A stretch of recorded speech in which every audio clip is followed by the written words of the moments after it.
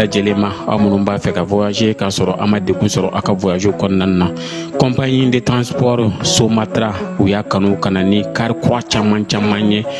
kari minnu dilanna norme kɔnɔna na aw ka lafiya kama. A suspension wo, a climatisation, a siège wo, n'i ye kari jɔlen ye foyi tɛ jigin kɔnɔ i bɛ se ka don a kɔnɔna na cogo min na.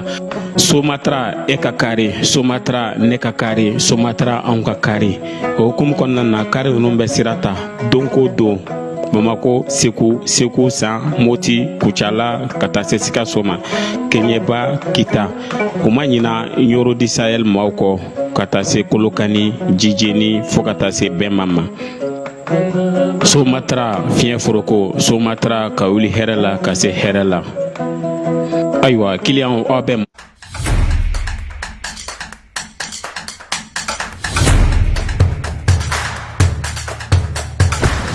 Bismillah, an ka jamukan kɛnɛ kan. Données personnelles, on en parle. Ni ye kunnafoni teliman min bɔra APDP mɔgɔw yɔrɔ ko k'a da cakɛdaw kulo kan, jamana cakɛdaw, baarayɔrɔ privéw, i n'a fɔ banquiw, microfinancew, hôpitaux, laboratoire de santé, agence de communication, presse écrite, presse audiovisuelle, miniw, boulangeries, supermarchés, hôtels, bars, restaurants, écoles publiques, écoles privées, avocats, notaires, huissiers, pharmacies, sociétés de vente de véhicules. Jamana cakɛda fɛn fɛn bɛ baara kɛ ni adamaden tɔgɔ la kunnafoni ye Mali kɔnɔ ko courrier bɛna se aw ma k'aw invité aw kana aw ka traitement déclaré au niveau de l'APDP. Ni courrier sera aw ma aw bɛ se ka wuli ka se APDP la aw ka traitement ɲɔgɔn fɛ aw b'a cartographier k'a dɔn aw kan ka formulaire jumɛn rempli o formulaire remplilen kɔfɛ aw kan ka musaka joli sara o bɛɛ lajɛlen bɛ d'aw kulo ka APDP la walasa aw ka kunnafoniya sɔrɔ ni courrier ninnu na aw bɛ se ka nɛgɛjuru ci 20 23 86 15 ou bien ka wuli ka se APDP la ɲɛfɔli ka k'aw ye k'aw bilasira. Dugutigi ni wari dafara e passé daka ka sira di ne ma Sunkalo e kunkolo ate dugu wari ko o dima fo dugu an dugu dun wara ta de o koni kuma ta la sa e ka sama mɔnɛ to yi i yɛrɛ ta sita sidi ka numéro filɛ nin wari ci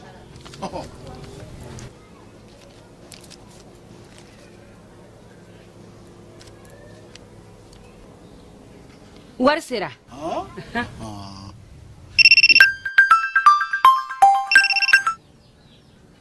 Allo i ye wari sɔrɔ o ɲɛna tiɲɛ yɛrɛ la ko ni sama bɛ maa min ɲɛ ko n komi t'i gosi ngonga sama mɔnɛ i yɛrɛ ta a sɔngɔ ka nɔgɔn ni Mali wari ci sira bɛɛ ye dépôt ye fu ye wari bɛ ci fu ni application ye wa bɔ sara ye musaka fitinin ye sama mɔnɛ ji ni courant bɛ sara n'a ye créditw bɛ ta n'a ye sanni feere bɛ kɛ n'a ye sama mɔnɛ ni y'anw maliyɛnw ta ye a y'a si filɛ ka nkalon bɔ n da. Hôtel Lafia Dagayɔrɔ bɛnnen don Sevare Bangetaba secteur 3 kɔnɔ ka taa se Dagabana batterie lithium ma pour que ka se ka dususuma fara clients ka lafiya kan k'a t'a fɛ ka mɛn Hôtel Lafia kɔnɔ courant tigɛra tuguni an bɛ waati min na i ko bi Hôtel Lafia kɔnɔ 24/24 courant ko kɔni o tɛ kɛ maa nɛgɛla ye k'i kamana gannen don courant ko la jiginyɔrɔ ko la i senfa biribiri i ka Hôtel Lafia magɛn samuru dakabanaw ani a dilan dakabanaw ka taa se ventilo territoire a fɔ Hôtel Lafia i nana anw lafiyali kama alhamdulilahi anw lafiyara a y'o senfa biribiri ka Hôtel Lafia magɛn Mali kɔnɔ Mali kɔ kan Europe i bɛ fɛ o fan fɛ k'i bɛ fɛ ka na Mopti k'i kamana gannen don ko kurantigɛ de Mopti n'i sera Hôtel Lafia la alhamdulilahi bi kurantigɛ kɔni o kuma banna k'i bɛ fɛ ka na Mopti k'i ka jama de ka ca a ka di ye aw bɛɛ ka sɔrɔ ɲɔgɔn kan yɔrɔ kelen pewu Hôtel Lafia hali n'aw ye maa 1000 sɔrɔ aw bɛɛ bɛ se ka jigin Hôtel Lafia kɔnɔ aw bɛ ja ɲɔgɔn fɛ ka wuli ɲɔgɔn fɛ an bɛ fɛ ka formation de kɛ n ka jama ka ca salle de formation di Hôtel Lafia kɔnɔ min bɛ maa 200 a n'a kunkan fɛn a y'aw senfa joona aw ka 11 Agence Dunia Travel Service ako abibu nyamasegi folike kanyesi akasango hiji deumo au munu yedanaya takadaka au ka hiji labeni akechugo nyumana nantara herala kasegi herala dumunun kay berebereli kay nam mogo be jien fenfena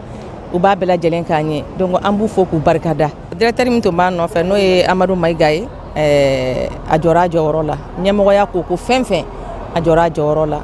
kaniso ja mogola ka mogo berebere ka koto mogo tala mogo temindo ka nyeira mogola anyo barade soro dunya la kumukele kono akoka au bela jele la dunia silame munu be Mali kono ani munu zigiro benondo jiye jamana were umo ka fo sanwere o hiji ni o umura o baraw labe undamne nakaba wop mana au munu ba fe ka hiji ke damu lakana ni basigi kono agence dunuya akeme ko fere bela jele tige ka hiji ke jugo nyuma kalaw bela jele labe ka bla awnye minyi ka do shiro ni damu ye ka surunya au ka bato ke yoro la dumuni laki ka sanuma obi tobe ka bla au ka bulu ka sagana ka wati bela jele la dogotoro jolewon olube aw no fe hiji ke yoro ani bato ke yoro wera bela jele la yoro be ani wati be baw bulu kuma do o ka busa ne de singa di agence Dunia Travel Service jenyu ankele mimbe au ka hiji ni au ka humura ke ka nya ale de do o fana ni aw be kuna foni were nyini aye weleli ke 11 ni aw be u ka yoro nyini u fle ni hippodrome yere la immeuble station soma yafula kulukoro sira dala o fana minyi ka do agence Dunia Travel Service ye kube dugawu ke hijini umura ke tugo nyuma ana musakaw ala ka noya silame bela jele ye innal hamda ambalma aslamewu bi kunafoli te kunafoli duman bayde Cerno Amadou Hadi Tall Nyodi Sahel akadonga fo bi alamusa bayk Allahumma Dunia Travel Service ako abibu nyamasegi folike kanyesi akasango hiji deumo au munu yedanaya takadaka au ka hiji labeni akechugo nyumana nantara herala kasegi herala dumunun kay berebereli kay nam mogo be jien fenfena u ba bela jelen kanye donc ambu foku barkada directeur mi to ba no fe no e Amadou Maïgaye ajora jorola nyamo ya ko fenfen ajora jorola kaniso ja mogola ka mogo berebere ka koto mogo tala mogo temindo ka nyeira mogola anyo barade soro dunya la kumukele kono akoka au bela jele la dunia silame munu be Mali kono ani munu zigiro benondo jiye jamana were umo ka fo sanwere o hiji ni o umura o baraw labe undamne nakaba wop mana aw munu ba fe ka hiji ke damu lakana ni basigi kono agence dunuya akeme ko fere bela jele tige ka hiji ke jugo nyuma kalaw bela jele labe ka bla awnye minyi ka do shiro ni damu ye ka surunya aw ka bato ke yoro la dumuni laki ka sanuma obi tobe ka bla yoro ani bato ke yoro wera bela jele la yoro be ani wati be baw bulu kuma do o ka busa ne de singa di agence Dunia Travel Service jenyu ankele mimbe au ka hiji ni au ka humura ke ka nya ale de do o fana ni aw be kuna foni were nyini aye weleli ke 66 71 37 24 70 64 99 71 ni aw be u ka yoro nyini u fle ni hippodrome yere la immeuble station soma yafula kulukoro sira dala o fana minyi ka do agence Dunia Travel Service ye kube dugawu ke hijini umura ke tugo nyuma ana musakaw ala ka noya silame bela jele ye innal hamda El Haj Amadou Hadi Tall dine kuntigi badidu nyoro konna na tijaniya o bolo fara min be nyono uluka kalifa de do aminena ambe dugaw ke ka fara islame dine mogo bela jilenga dugaw ka amirina ba ala abe yoro ni watina ambe dugaw ke akaseka yere soro ni nye chono Amadou Hadi Tall ye mamunu ne abe ubolo ama yirula ka fo slame do ladiri do barakela do faso kanuna do miriya nyuma ka bo Mali slame bela jilen yoro ka nyesi ama yasa aka blali be sega noga chogo mina aka segi kana aka demaya konna kana bela jilen soro o ya anga layini ye ame dugaw ke ka fara slame dine bulu fara bela jilen ga dugaw ka falai bebe tilla bebe batola zavia konna misru konna tarkatigu bela jile wuleno ku jobi ambe onabanta fara utaka minye angani chokoroba nyuma nye min y'an ka nin kalifaba in ye min y'an ka nin mugadamba in ye a ɲuman bɛ se ka segin an ma cogo min na an b'o dugawu kɛ ka fara silamɛ ɲuman bɛɛ lajɛlen ka dugawu kan ala k'an tulo don kibaru ɲuman na.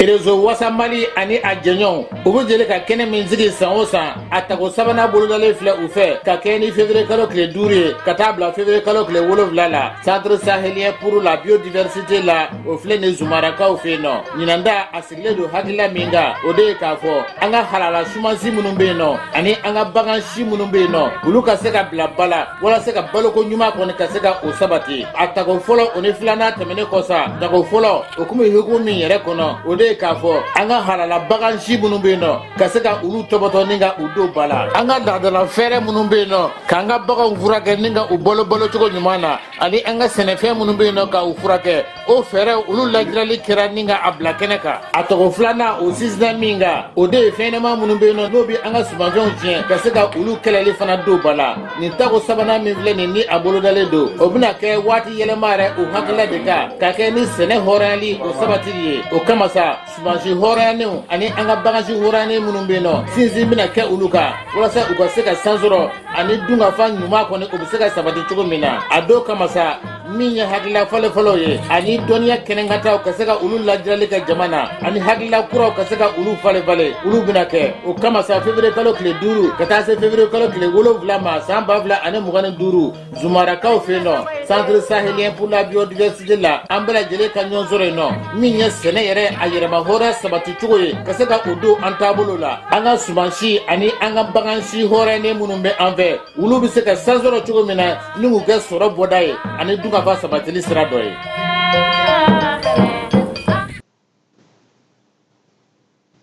an ka ɲɔgɔn dɛmɛ ka binkɛnikɛlaw ni maafalaw ni walijugutigilamaw kɛlɛ a y'anw dɛmɛ an k'aw dɛmɛ ka binkɛnikɛlaw ni maafalaw ni walijugutigilamaw kɛlɛ n'a ye kunnafoni sɔrɔ binkɛnikɛlaw ni maafalaw ni walijugutigilamaw kan a ye nɛgɛjuru ci dɛmɛso la nɛgɛjuru sira fɛ wari tɛ sara min na 80 00 11 20 walima 80 00 11 22 walima 98 17 36 75 ngo 98 17 36 45.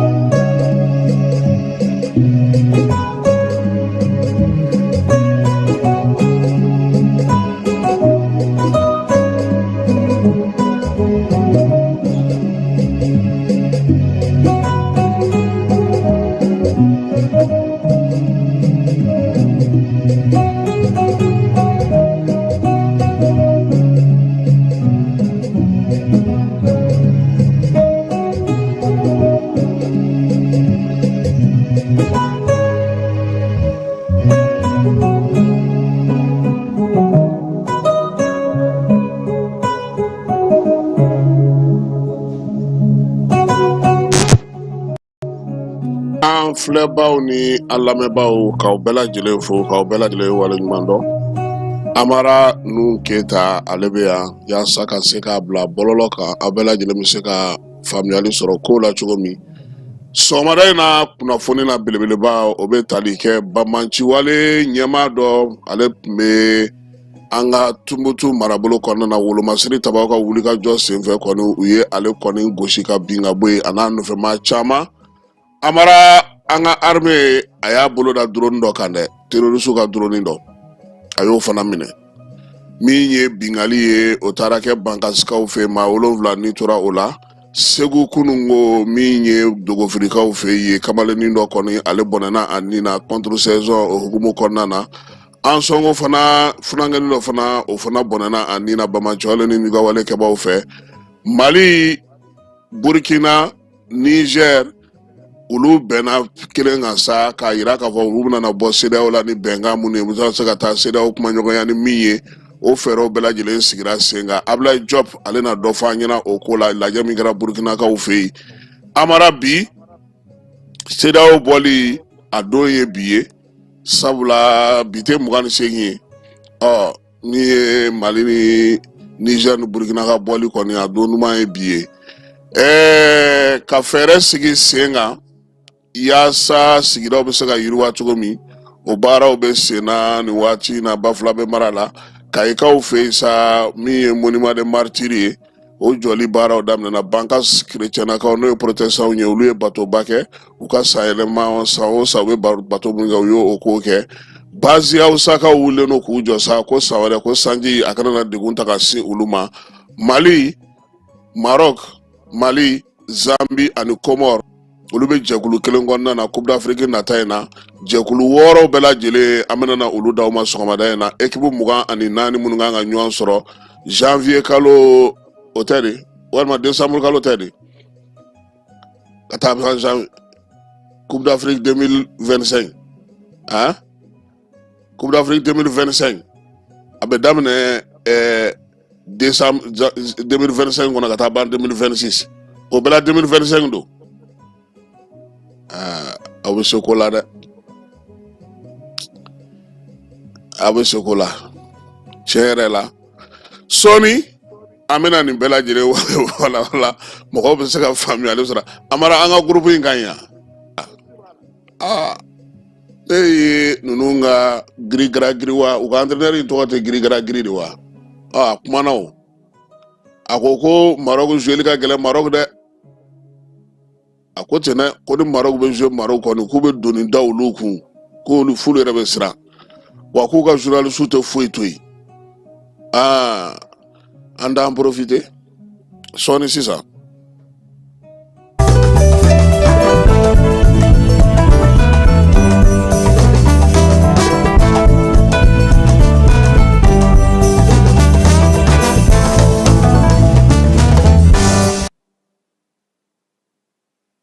Amara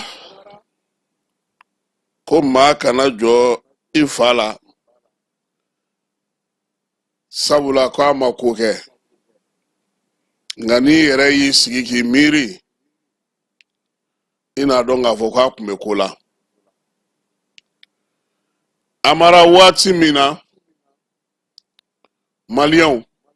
kɔ kan ani kɔnɔna na olu miiri taalen don lafiya ni basigi o bɛ se ka na waati min na u ka jamana kɔnɔ waati min na maaw jɔrɔlen don u ka sɛbɛnko bugunatigɛ sɛbɛn fara yanta fara kɔkantaw kan o bɛ se ka ɲɛnabɔ cogo min waati min na wolomasiri tabaw olu bɛ cɛsiri ni maguwa na jamana bɛ se ka basigi cogo min ka wulikajɔba kɛ waati min na AES jamana 3 olu bɛ fɛ k'u fosi ka bɔ pewu CEDEAO ka baaraw hukumu kɔnɔna na o waati kelen na politiki mɔgɔ dɔw bɛ anw fɛ yan olu ko ka fanga segin so Amara u y'a sɛbɛn kan min na nanzarakan don anw ma walan kosɛbɛ n'o tɛ fɛn dɔ b'u ka sɛbɛn kɔnɔ ko ka fanga k'a lana ordre constitutionnel la nin ye tubabukanba ye dɛ Amara nka politiki mɔgɔw don olu de b'u ka kow kɛcogo dɔn olu de b'u ka laɲini dɔn u ko kalata ko k'o don fɔ olu ye ko yanni kalo 3 cɛ k'olu ka wele ko ka u ɲininka u dalakan na u ni gouvernement ka jɛ ka baara kɛ ko walima Amara ko ka taabolo falen dɛ architecture kura tɛ taabolo faleni ya o ye ka to transition kɔnɔ dɛ o fila bɛ se ka kɛ cogo di n'an ma nin kɛ an bɛ taa nin sira in fɛ n'an ma nin sɔrɔ a y'a kɛ tan cogo la ayiwa an kɔni ɲɛ b'u la cogoya min na u yɛrɛ ka kuma ko ni umu sago sɔrɔ ko sariya bɛ fɛn o fɛn yamaruya u ye wulikajɔ ni cɛsiri la k'u bɛna na o kɛ. User de tous les voies légaux ou les voies légales de l'eau et les moyens légaux de droit. Otea, aha, nera kunyana ngo ulu joralo no ko kurantige ba anga o. Ne tunyana ngo mogo be ka senga ngo kuma munu fo ngo lutlobe o lawo. Na akila nga go samnya e cheni munu nke sanji kololom da mali ngo lutlobe o lawo. Ulu de bala alibi ko fanga sambi saba fanga o kololo la tleni. Ni ye surasi fanga la yoro ramara civilu de ma ke ka nyede. Nonte ana marana fɛn bɛɛ lajɛlen tara ka da aw ma. Aw yɛrɛ dama ka fɔngɔ ɲɔgɔngɔ, aw ka tɔn sariya sɔsɔli, aw ka bɛnkanw sɔsɔli, aw ka ɲɔgɔn faamuyabaliya, aw ti ɲɔgɔn fɛ, aw t'a fɛ ka ɲɔgɔn ye, ni aw ye ɲɔgɔn fɛ, jɔyɔrɔ ɲini bɛnbɛnbɛn siritɔ don jamanadenw kɔ kan. Amara ne ye fɛn dɔ ye jamana in kɔnɔ yan ne kamana gan dɛ. Anw fɛ yan i b'a mɛn u da olu politiki mɔgɔ kelenw de da anw ye socialiste ye dɔw ko k'olu ye capitaliste ye dɔw ko ko olu ye n t'a dɔn ko socio progressiste a ka ca nka ni kalata nana se Amara nin kuntilenna si tɛ kɛ ka baara kɛ kuntilenna kelen bɛ kɛ ka baara kɛ an ka fanga sɔrɔ ka fanga mara wa minnu tɛ fara ɲɔgɔn kan diɲɛ yɛrɛ kɔnɔ kalata la olu bɛ fara ɲɔgɔn kan Mali kɔnɔ yan ko yaasa u ka se ka jɔyɔrɔ sɔrɔ. Amara a ko yɛrɛ mɔnɛmayɔrɔba ye min ye kabini anw cini fo ka na anw si jɛ minnu bɛ parti dɔw kunna olu de b'a kunna hali bi u tɛ taa u tɛ maa ci ni maa min ma k'u ta u b'i gɛn ka bɔ parti la a ma kɛ fa tiɲɛ ye. Adama mana bɔ a la adama min ne bɛ min kalama a la a tɔn sigi waati ka bɔ tɔn na n'o ye association ye k'a kɛ bɛrɛbɛrɛlitɔ ye n'o ye parti politique ye Abdramane Baba Touré o kɔfɛ Alpha Omar Konare kɛra tɔn ɲɛmaa ye o kɔfɛ Ibrahim Boubacar Keita kɛra ɲɛmaa ye o kɔfɛ Jɔnkuna nana o kɔfɛ min ye Cɛmɔgɔ Sangare nana Cɛmɔgɔ kɔfɛ Big Mari nana Big Mari tɛ yen bi an pe ale de bɛ Adama kunna tɔn dɔ fɔ n ye 2 3 sɔrɔ Ali Musa Mara min bɛ fɛrɛ la k'a bɔra parti ɲɛmaaya la nka parti ko jumɛn bɛ fɔ Musa Mara kɔ Yusuf Jawara dɔnnen don wa Musa Mara de dɔnnen yɛlɛmako la Amiru Dumbuya de dɔnnen don wa ou bien Yusuf de dɔnnen don Amara an ka ko tiɲɛ fɔ ɲɔgɔn ɲɛna kɛ n yɛrɛ terikɛ ye ale fana ko k'a y'a ka parti président d'honneur ye nka président yɛrɛ tɛ dɔn d'honneur de dɔnnen don aw bɛ nin bɛɛ kɛ sariya sɔsɔ tɔndenw bɛ bɛn min kan min yɛrɛ ka jugu nin bɛɛ ye Amara ni fɛn t'i bolo tɛ kɛ fɛn ye parti kɔnɔ dɛ parti kɛra mun ye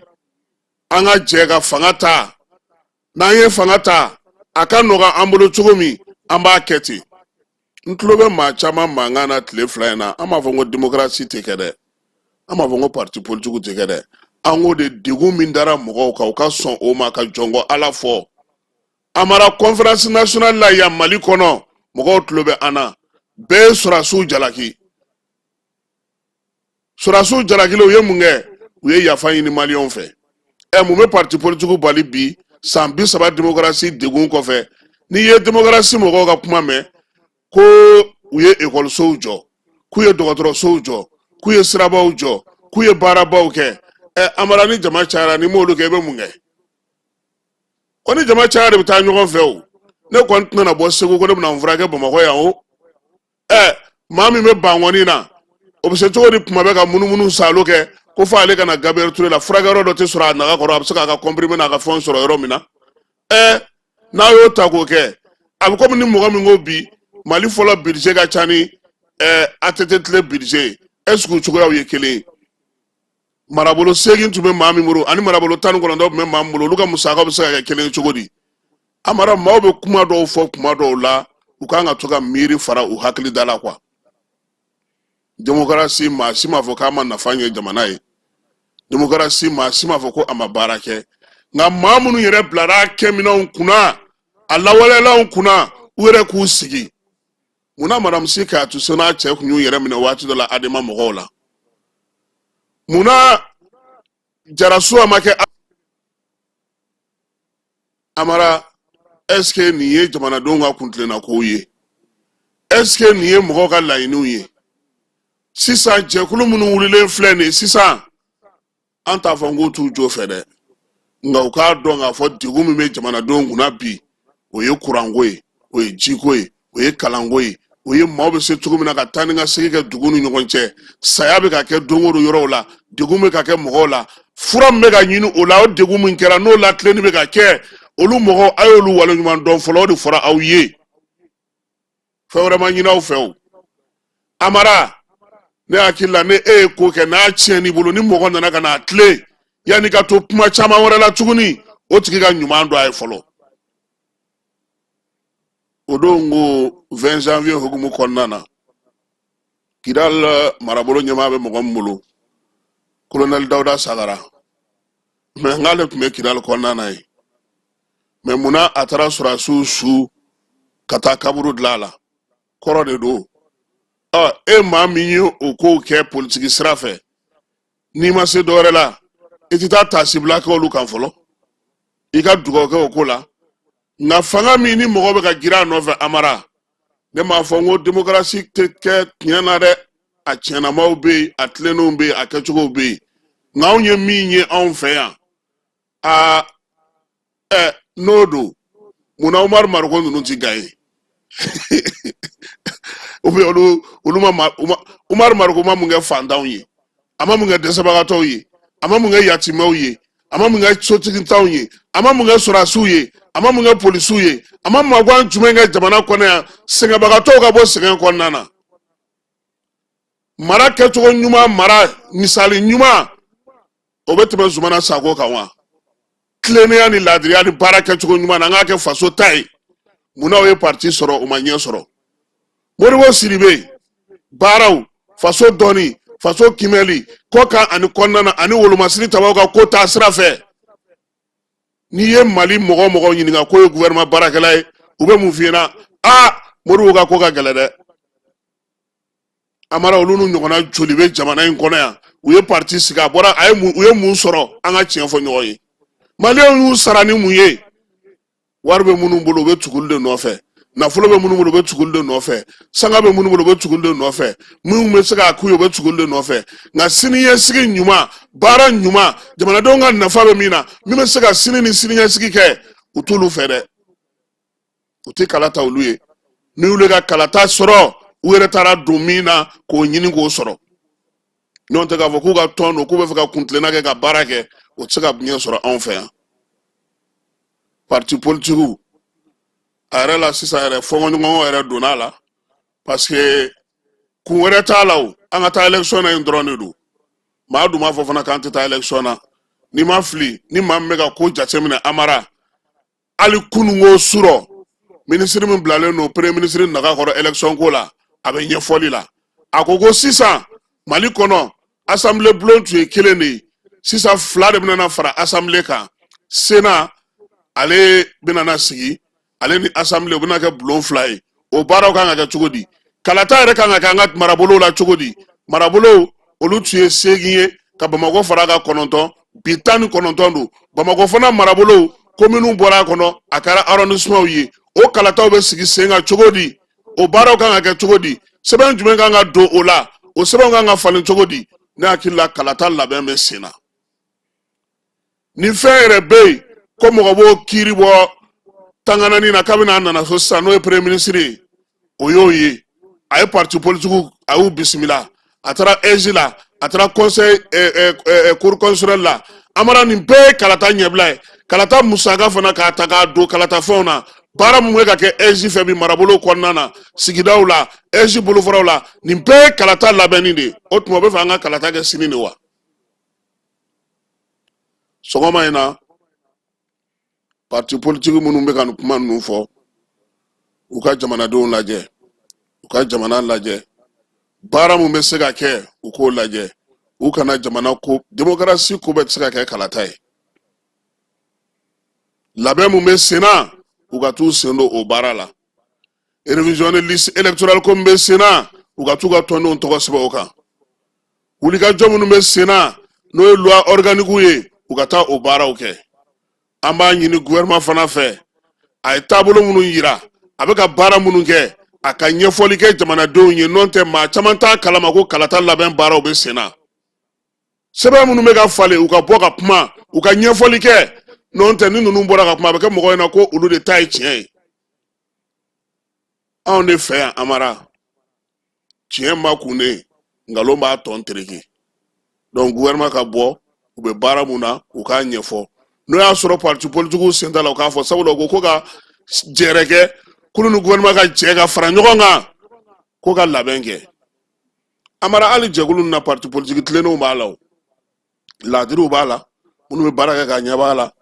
nka u kana dan fanga ɲinini ma parce que fanga mana sɔrɔ mun de bɛna na kɛ baaratigɛw an bɔra min kɔrɔlen na an bɛna o de la o an y'aw dɛmɛ ka yɛlɛ a ye nin d'an ma a ye nin k'an ye a y'a kɛ tan maliyɛnw fana ko k'olu sɛgɛnna olu bɛ fɛ sisan a ka kɛ seereya ɲuman ye a ka labɛn ka ɲɛ doncogo ni bɔcogo ka sɔrɔ an na an bɛ t'e fan fɛ an bɛ sɔrɔ ka segin ka na ni kibaruya tɔw ye.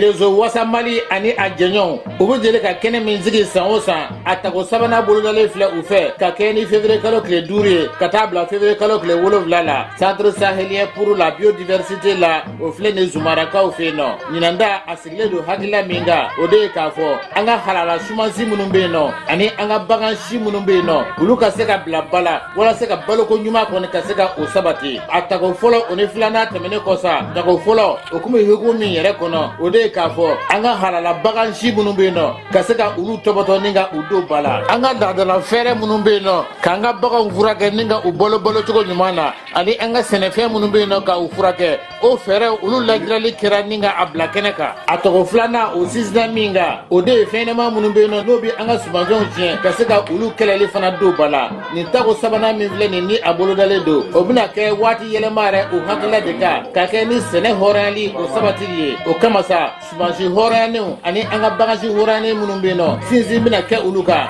walasa u ka se ka san sɔrɔ ani dunkafa ɲuman kɔni o bɛ se ka sabati cogo min na a don kama sa min ye hakilila fɔlɔfɔlɔ ye ani dɔnniya kɛnɛkataw ka se ka olu lajirali kɛ jama na ani hakilila kuraw ka se ka olu falen olu bɛna kɛ o kama sa février kalo tile 5 ka taa se février kalo tile 7 ma san 2025 Zumarakaw fɛ yen nɔ centre sahélien pour la biodiversité la an bɛɛ lajɛlen ka ɲɔgɔn sɔrɔ yen nɔ min ye sɛnɛ yɛrɛ a yɛrɛma hɔrɔnya sabati cogo ye ka se ka o don an taabolo la an ka sumansi ani an ka bagansi hɔrɔnyalen minnu bɛ an fɛ olu bɛ se ka san sɔrɔ cogo min na ni k'u kɛ sɔrɔ bɔda ye ani dunkafa sabatili sira dɔ ye.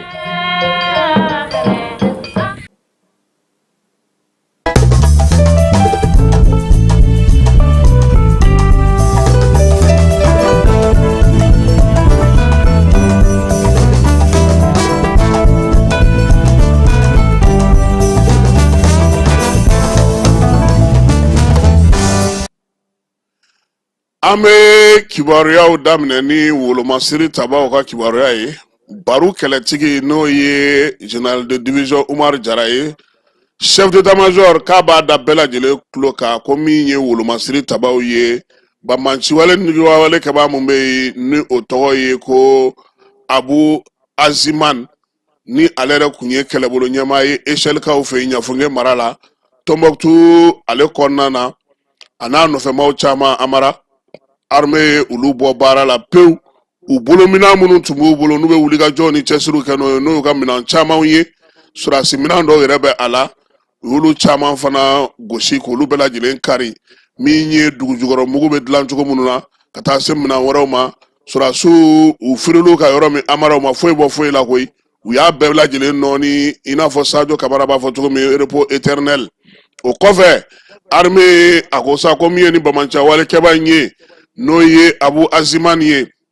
a ko ɲininen don kuma caman dɛ wolomasiri tabaw ye cɛsiri ni wulikajɔ kɛ waati o waati n'u k'u bɛ kamaruya kan ka taa sɔrɔ o b'a sɔrɔ a bolila ka don Moritanikaw olu fɛ yen nin kɔsa in na sa i b'a dɔn k'a fɔ Moribo ko n'a ka cɛdenw olu ka kibaruya u t'a bon k'a jɛ cogoya si la u y'a lɛsɛ k'a da tulu la k'a da jaba la ka taa sɔrɔ k'a bɛ yɔrɔ min Amara u ye a sɔrɔ yen Ndayi armée ale y'a ka baara kɛ o janvier kalo tile 26 kelen wolomasiri tabaw ka kɛ ni kibaruya ɲɛnamaw dili ye ko min ye terroriste ye drone dɔ tun b'u bolo drone Amara a tɔgɔ ye ko DG n'a ka di b'a fɔ ko G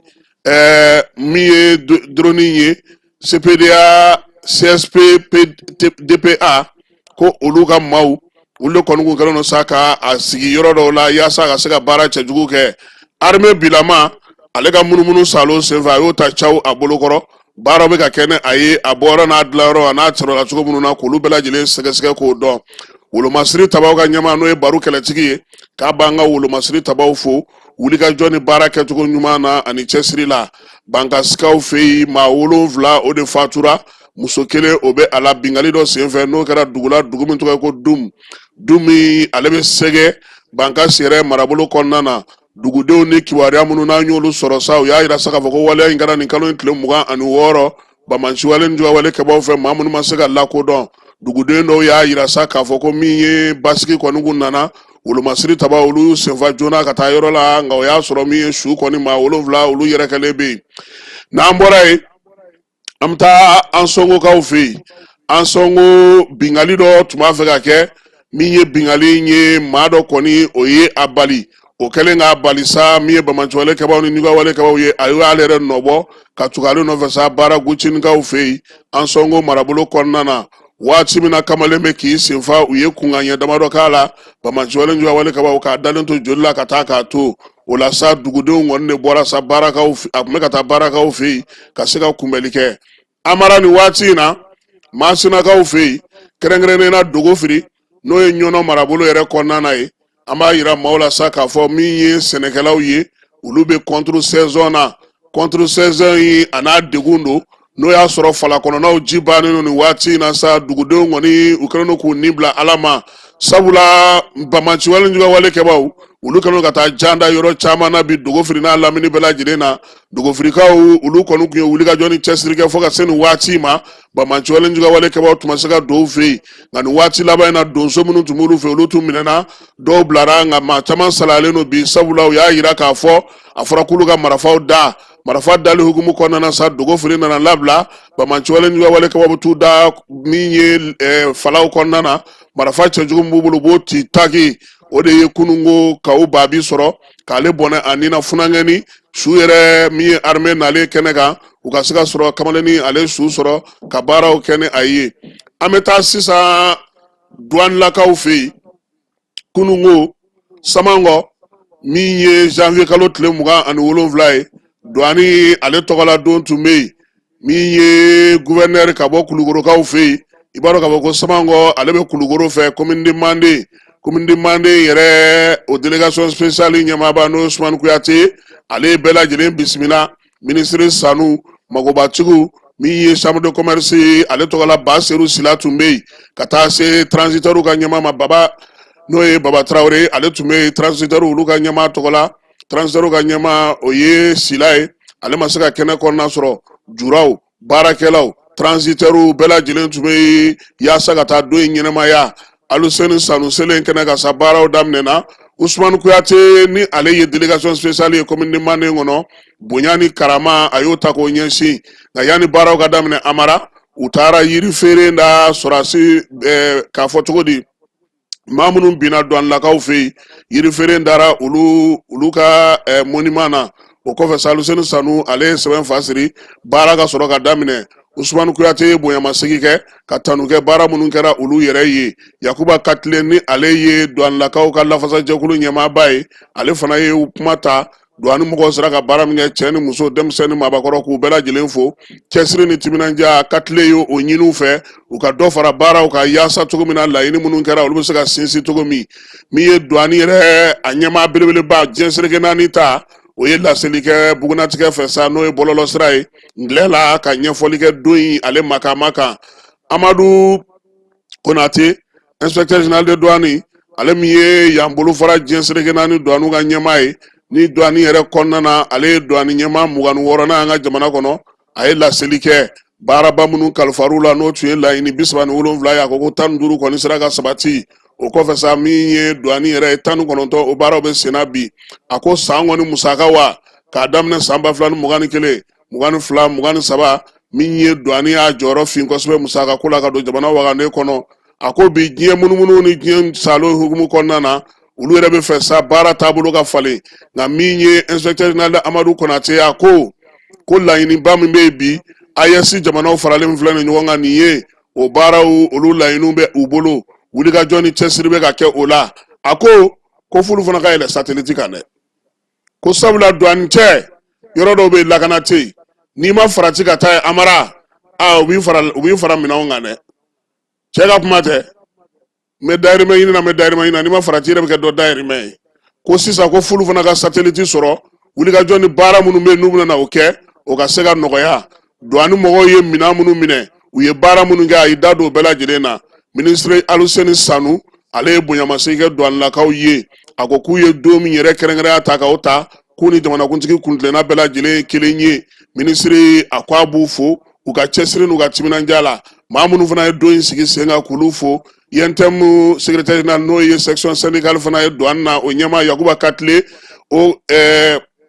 conseil économique et social ɲɛma fana don a y'o fana fo kɛnɛ kan ye sɛbɛn dɔ ka wale ɲuman ta ka ɲɛsin douane ma a ka baara ɲumanw na o dira colonel Lamine Kapori Sanogo fɛ ni ale ye Kulukoro gouverneur ye o sɛbɛn o taara ka di Amadu ma kɛnɛ kan ye Amara min ye douanelaka minnu y'u jeniyɔrɔ fi san in kɔnɔna na a n'u dɛmɛbaga jɛkulu attestation dira olu bɛɛ lajɛlen ma kelen kelen a bɛ maa 30 bɔ o kɔfɛ sa chambre de commerce ale ye groupe 11 o ta k'o di douanelakaw ma han o kɔrɔ tɛ a ye taa taji san ntɛ anw da in ma groupe 11 a ye taa taji san an fɛ ou bien o tɛ de douane y'a minɛ o a groupe ka ɲi na Amara a ka ɲi na an ta in ye siɲɛ 100 douane ɲɛma ministre ani Lamini u ye foli ta ka ɲɛsin chambre de commerce mɔgɔw ma min ye Basedu Sila ale de tun bɛ yen ale min ye chambre de commerce ɲɛma danga ye sabula Maju Sɛnbara ale ma kɛnɛ kɔnɔna sɔrɔ douanelakaw Amara u ye yiralikan na kunun dɛ douane yɛrɛ bɛ se ka musée sigi koyi sabula douane yɛrɛ ye fɛn dama minnu minɛ fɛn kɔrɔ minnu b'u bolo debu bɛ mɔgɔw gɛn ni kamiko ni BBRS ye an ka taa dɛ ORTM ye jaa min sɔrɔ la an ka jɛ k'o filɛ ka nafolo la bɔ jamana kɔ kan ka sɔrɔ a ma ko fɔ maramafɛnw k'olu dogo mobiliw ni fɛn wɛrɛw kɔnɔ ka drogue dogo charbon jɛgɛ wusuw liw ani mobili wo dɔw kɔnɔ an ka ladala finiw k'olu don k'o kɔrɔlaw fa drogue la o n'a ɲɔgɔnna caman douane cakɛlaw ka baara fanba sinsinna olu minɛli de kan san 2024 tɛmɛnɛ in kɔnɔ o jaw de jiratɔ filɛ jama la douane tɔgɔla don kɛrɛnkɛrɛnnen hukumu kɔnɔ n'o ye janvier kalo tile 26 ye ka kɔrɔlenw yira kuraw kɛrɛfɛ o ye de ka an ka population an'an ka ɲɛmɔgɔw ka u ladɔnniya an ka baara la a ye fɛn dɔw ye bi woro pani ka fɛn jugu k'a kɔnɔ n'a bɛ fɔ ma cyanure yalo o kɔni olu tɛ taa ɲɔgɔn fɛ woro cyanure ye poison de ye o n'a ɲɔgɔnna caman maramafɛn kɔrɔ minnu tun b'an bolo ani bolimafɛn kɔrɔ minnu tun b'an bolo dɔw bɛ u bɛ san 60 bɔ an y'a bɛɛ bɔ an y'a yira ani kura min fana dira an ma ka bonyamasegin kɛ faamaw ye an ka ɲɛmɔgɔw u y'an bɔ kɔrɔlen na ka n'an bila kura kɔnɔ. Ni exposition ye a diyara n ye parce que a bɛ kunu douane fɔ ka bi douane fɔ an filɛ ka bɔ nin papier minnu kɛrɛfɛ fɔlɔ nin y'a sɔrɔ douane fɛn bɛɛ tun bɛ kɛ bolo la bi ala ni faamaw yɛrɛ kosɔn a yɛlɛmana a bɛ ka informatiser ni an fɔra an ka tiɲɛ fɔ Mali kɔnɔ douane de fɔlɔ kɛra service min informisera ka tɛmɛ bɛɛ kan o kɛra douane de ye. Jɔsen 3 o de bɛ Mali douaniers bolo an bɛ waati min na ko bi n'o ye sɔrɔ yiriwali ye ka yɛlɛma don baaraw taabolo la ka bɛn ni diɲɛ taabolo kuraw ye ani ka jamana kɔnɔdenw lakana sɔrɔ ni musakako ministre ka fɔ la. An bɛ se ka an disi gosi n'an ka douane ye bi an fiyɛrilen don kosɛbɛ parce que u y'a yira an na d'abord depuis douane a daminɛ kabini an ka indépendance fo bi u y'a yira historiquement baara minnu kɛra baara tun bɛ kɛ cogo di gɛlɛya minnu tun bɛ baara kɔnɔ u sera ka nɔgɔya minnu sɔrɔ a la évolution yɛrɛ y'a to an sera k'u accompagner cogo min na mais exposition fanba b'a yira an na k'a fɔ douane jɔsen 3 de b'u bolo sisan ka recette ladon ka bayɛlɛmaliw kɛ u ka baara taabolo la mais surtout u kan ka kɛlɛ kɛ contre l'insécurité ou kan ka kɛlɛ kɛ contre fɛn fɛn ye n'a manga n'a kɔnnen don drogue b'a la sanu trafic b'a la nafolojɛ yɛrɛ comme an y'a ye cogo min na euro ninnu o trafic b'a la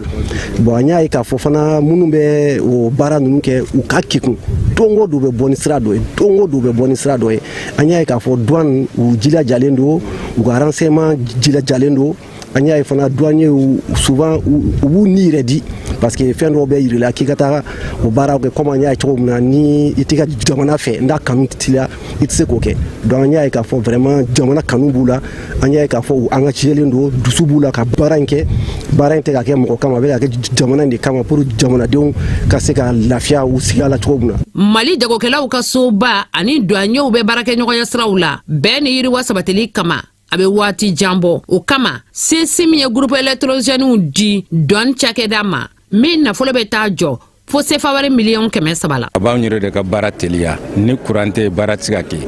donc ni courant dun bɛ yen nɔ baara bɛ kɛ baara bɛ teliya a b'a dabɔ recette bɛ se ka sɔrɔ ko ɲuman donc an y'a dabɔ o de kama an yɛrɛ ka dɛmɛli do douane ka dɛmɛli do. Ka kɔni bɛɛ ɲɛ sɔrɔ ni musakako minisiri fɔlɔ la ka tasi bila kɛ douane ma fatulenw ye ni jirifeere dali ye ani k'a bolonɔ bila douaniers ka gafeba la n'o ye livre d'or ye. An bɔr'o la sa an bɛ taa IAS ale bɛ lajɛ kunna Burkinakaw fɛ yen lajɛ in bɛ tali kɛ baaraba minnu bɛ yen n'o kan ka kɛ sa ka kɛ ni IAS yɛrɛ bɔli ye min ye kununko baaraw kuncɛra kuncɛli kɛnɛ kan an ka minisiri bɛ jamana ni jamana cɛ sira ɲɛnabɔ ko kunna Ablaye Diop ale ye laseli dɔ kɛ an ka Burkinabɛw ye an ka jɛ ka Diop ka kuma lamɛn. Taabolo kuraw de sigira jɛkulu kelen tɛ yen nɔ min bɛ Afrique de l'Ouest population bɛɛ représenter jɛkulu fila de bɛ yen sisan fo bi bi in na sigi ka fɔma kɛ pour que k'a lajɛ an bɔlen a la sisan nɔ an bɛ sigi cogo di an ka jamanaw ni ɲɔgɔn cɛ mɔgɔw bɛ taa ni ka segin kɛ cogo di jagow bɛ kɛ cogo di lakanani ni baara tɔw bɛ kɛ cogo di an bɛ baara kɛ cogo di pour que fitina kana don an ka jamanaw ni ɲɔgɔn cɛ donc an sera o dari kun de la sisan ko nin y'a san kelen ye pour que ka kuma an fɛ pour que an bɛ fara ka bɔ ɲɔgɔn na cogo min o tabiyaw n'o baaramisɛn ninnu olu bɛ se ka lajɛ cogo min an tɛ taa kuma fɔ yɛrɛ la dɛ an bɛ taa kuma an ka jamanaw n'an ka jamanadenw ka hamina ko olu bɛ lafiya sɔrɔ cogo min taa ni ka segin bɛ sabati cogo kabini an bɔra CEDEAO la sisan nɔ taabolo kuraw de sigira jɛkulu kelen tɛ yen nɔ min bɛ Afrique de l'Ouest population bɛɛ représenter jɛkulu fila de bɛ yen sisan fo bi bi in na sigi ka fɔma kɛ pour que k'a lajɛ an bɔlen a la sisan nɔ an bɛ sigi cogo di an ka jamanaw ni ɲɔgɔn cɛ mɔgɔw bɛ taa ni ka segin kɛ cogo di jagow bɛ kɛ cogo di lakanani ni baara tɔw bɛ kɛ cogo di an bɛ baara kɛ cogo di pour que fitina kana don an ka jamanaw ni ɲɔgɔn cɛ donc an sera o dari kun de la sisan ko nin y'a san kelen ye pour que ka kuma an fɛ pour que an bɛ fara ka bɔ ɲɔgɔn na cogo min o tabiyaw n'o baaramisɛn ninnu olu bɛ se ka lajɛ cogo min an tɛ taa kuma fɔ yɛrɛ la dɛ an bɛ taa kuma an ka jamanaw n'an ka jamanadenw ka hamina ko olu bɛ lafiya sɔrɔ cogo min taa ni ka segin bɛ sabati cogo min an yɛrɛ ka jamanaw ka yɛrɛ ma hɔrɔnyaw fana bɛ jɔ donc o de la an nana an sigi yan an ye kuma o kuma fɔ baara bɛ taabolo min kan an ni tɔw bɛ kuma ko minnu kan an ka jamanadenw ka hamina ko ye min ye Mali Burkina ani Niger Burkina Faso yan nɔ minnu bɛ Mali la minnu bɛ Niger ka k'u hakili sigi u ka t'u ka jamana ɲɛmaaw kɔ fɛɛrɛw tigɛlen bɛ jamana ɲɛmaaw jɔlen de don u sigilen tɛ an ka jamanaw ni jamanadenw ka hakɛ fɛn o fɛn an b'a cɛsiri pour que o ka ɲɛnabɔ a tɛ nɔgɔya dɛ parce que mɔgɔ caman de fana an bɛ baara min na a ma diya u ye donc u fana bɛ ka fɛɛrɛ wɛrɛw tigɛ mais o t'an décourager parce que ni i mago dɔn ni cɛsirilen bɛ k'a fɔ e b'i mago dɔn min kan ka kɛ pour que k'i mago lawaleya i b'o kɛ moi je crois que i tɛ siran fɛn ɲɛ. Ayiwa Amara n'an bɔra Burkina an bɛ segin ka na Mali yɛrɛ kɔnɔna na yan duguden minnu bɛ yen n'olu ye bazi Awusakaw ye bazi Awusa olu kɛlen don ka wuli ka jɔ kɛ bi yaasa sanji nata kuraw u bɛ se ka kisi a ma cogo min nin kalo in tile 26 n'o o bɛnna dimanche tɛmɛnen ma sa u olu yɛrɛ wuli ka jɔ kɛ yaasa jibɔ sira minnu bɛ yen u bɛ se k'olu sigi sen kan cogo min baaraba minnu kan ka kɛ dugudenw yɛrɛ ye falo ta ka daba ta pigi ta u se ye fɛn fɛn ye k'o kɛ yaasa ji o wolo siraw ka se ka olu sigi sen kan min ye an sɔngo marabolo la a yira k'a fɔ ko nin waleya ɲɔgɔnna kɔni duguden caman kan ka nin kɛ sabula sanji ye degun min s'u ma ani ba falen don cogo min na bi maa minnu bɛ sigi badabolow fɛ n'olu yɛrɛ sera ka fɛɛrɛw sɔrɔli daminɛ u yɛrɛ ye o ka fisa kosɛbɛ a b'a to u ka sigidaw olu bɛ lakana u yɛrɛ bɛ kisi ji ma kucalakaw fɛ yen u ka micɛli ale y'a ka san 2024 o kimɛli kɛ u y'a yira sa k'a fɔ k'u sera ka baara min kɛ o baara bɛ taa bɛn baara ba 613 ma bana kɔni ye maa minnu sɔrɔ sa o bana bɛ taa se maa 2,099 ma musolakaw olu min ye maa 2,099 de ye muso ye 3,214 olu ye cɛlakaw ye u y'a yira sa k'a fɔ k'u ka wulikajɔ n'u ka cɛsiriw senfɛ sa min ye micɛli ye kucala kɔnɔna na ale sera ka fɛn minnu kɛ u y'o kibaruyaw di ɲɛmaaw bɛɛ lajɛlen ye ɲɔgɔn sɔrɔ assemblée générale sen kan assemblée générale min n'o kɛra kucala yɛrɛ dugu kɔnɔna na dugudenw ale ni maa minnu bɛ yen n'olu kɔni ye nin ko in bɛɛ lajɛlen sigi sen kan u y'a yira sa k'a fɔ ko muso minnu dɛmɛna jiginni na sa u taa se 764 ma maa minnu sɛgɛsɛgɛra sa u taa se maa 2,024 ma u y'a yira sa ko 100 siradala musakaw kɔni olu sera ka sɔrɔ ka se 94 buruburu 76 ma min ye sɔrɔko ta nafɛla la sa musaka min donna u ka san sɔrɔ baaraw bɛɛ lajɛlen na o bɛna sɛbɛn wari $32 ma tayikaw fɛ yen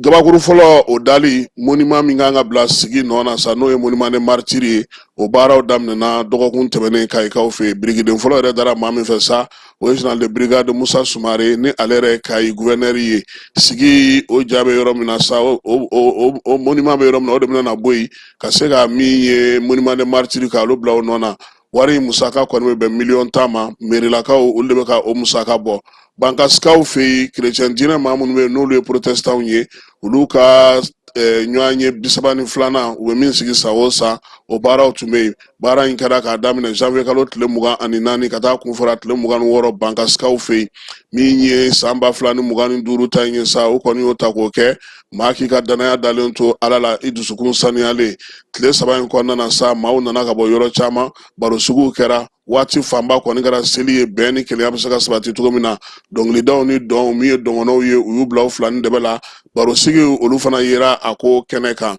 yaasa ka se ka dɔ fara u ka cɛsiri n'u ka timinanja n'u ka wulikajɔ ka hali bi i ye kitakaw fɛ ye ka se tagi kɛ seko ni dɔnko la kɛnɛya ko ka taa se farikolo ɲɛnajɛ ma janvier kalo tile 24 a n'a tile 25 o kɛra takunbarekaw fɛ yen tugoto ale cercle kɔnɔna na kita o région na u y'a yira sa k'a fɔ ko min ye waleya in kɔni ye a kɛra sɛnba ye sabula maaw ye maaw sera ka lakɔlɔsi furakɛliko ta nasira fɛ min ye minɛn dɔw fana dira yaasa furakɛliw bɛ se ka kɛ cogo min na dɔɔni tɛgɛrɛ o ma kɔtigɛ ko in kɛnɛ kan ye waleya in sigira sen kan sa sifinw ka wulikajɔ jɛkulu bɛ n'ale ka baara bɛɛ lajɛlen bɛnnen don kobiri komini o ka yiriwali ma u y'a yira k'a fɔ ko nin ko in kɔni sigiko fɔlɔ tun ye nin ye sen kan nka n'ala sɔnna a ma u n'a to senna yaasa u ka sigira ale bɛ se ka yiriwa cogo min na amara lasigiden bɛ arabi saoudite tɔgɔ la an fɛ yan ale taara premier ministre fɛ yen kunungo k'a nana ka na foli kɛ foli min n'o ye balimaya ni teriya foli ye Abdullah Saleh de Saber a ko ko min ye premier ministre ye o y'a bisimilali min kɛ o diyara ye kosɛbɛ min ye arabu saudiya jamana ye sa ale b'a fɛ sa ka na ni bayɛlɛmakɛlaw ye yiriwaliko ta nasira fɛ jamana fila bɛ se k'i bolo di ɲɔgɔn ma cogo min na ka fɛɛrɛw sigi sen kan kumaw bɛɛ lajɛlen bannen sa a y'a yira k'a fɔ ko min ye premier ministre n'ale ka kumaw kɔni ye tali kɛ yiriwaliko ta nasiraw la min ye jamana fila bɛ se ka lakana cogo min baɲumankɛw tɔnw ka taa fara kɛnyɛrɛye tigilamaaw kan olu bɛ se cogo min na ka na wuli ka bɔ arabu saoudite ka na baaraw kan fɛ yan Ablaye Mayiga y'a yira la k'a fɔ a nisɔndiyara kosɛbɛ ni maa ma falen bisimilali la kuma tɛ saudiyakaw olu jɔyɔrɔ ka bon cogo min na a ko fana ko u ka baaraw kɔni bɛna tali kɛ min na kosɛbɛ o ye sɔrɔ kɛbaaw ye olu kana sɔrɔ baaraw boso anw fɛ yan min ye gouvernement ɲɛmaa ye o fana k'u da donna dɔmanci juguya wale kɛlɛli hukumu kɔnɔna na u bɛ se ka fɛɛrɛ minnu sigi sen kan nka a y'a fɔ arabu saoudite ɲɛmaa lasigiden ye Mali a kelen tɛ bi a bɛ jɛkulu kɔnɔna na sa n'o ye AES ye u k'a dayɛlɛ olu fana sen ka don a la sabula o kow bɛɛ lajɛlen fɛɛrɛw sigilen ɲɔgɔn kan ni juguya ni bamanciya wale o kɛlɛli hukumu kɔnɔna na Badenya Durati Amara o kɛra Burɛmukaw fɛ yen Burɛmu mi ye sifinw ye olu ni wolomasiri tabaw ye ta kɛ maraka la kunungo ka cɛ farikolo ɲɛnajɛ ye sa farikolo ɲɛnajɛ min ni wolomasiri tabaw ni burɛmu denmisɛnninw kɔni y'o tankunu na siningo ekipu fila ye e ko a ma ban fu ni fula de si ma se ka gaɲɛ o burɛmu denmisɛnnin a ye mɔnɛ don an na a tun b'an wele an tun bɛ armée bati terrain kan u bɛ gaɲɛ marifalan fana bɛ gaɲɛ terrain kan fu ni fu o ɲɛna kosɛbɛ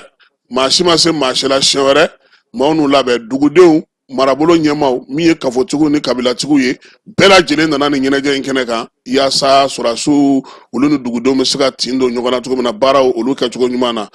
an mara kunungo marokaw fɛ yen farafinaka walan min bɛ yen n'a fɔ a ma coupe d'Afrique n'o kan ka kɛ marokaw fɛ yen décembre kalo tile 21 san 2025 ka taa kuncɛ janvier kalo tile 18 san 2026 la jɛkulu minnu kan ka sigi o ko hukumu kɔnɔna na sa o jɛkuluw bɔra groupe fɔlɔ Mali bɛ yen Maroc bɛ yen Zambie an t'a fɔ a fɔcogo la Maroc Mali Zambie ani Comore amara nin tɔ ninnu ma nɔgɔn dɛ kuma tɛ Zambie ka ci ka gɛlɛn kuma dɔw la dɛ bon ti Comore dɔn kosɛbɛ groupe filanan n'o ye groupe B Egypte bɛ yen Afrique du Sud Angola ani Zimbabwe groupe C Nigeria bɛ yen Tunisie Uganda ani Tanzanie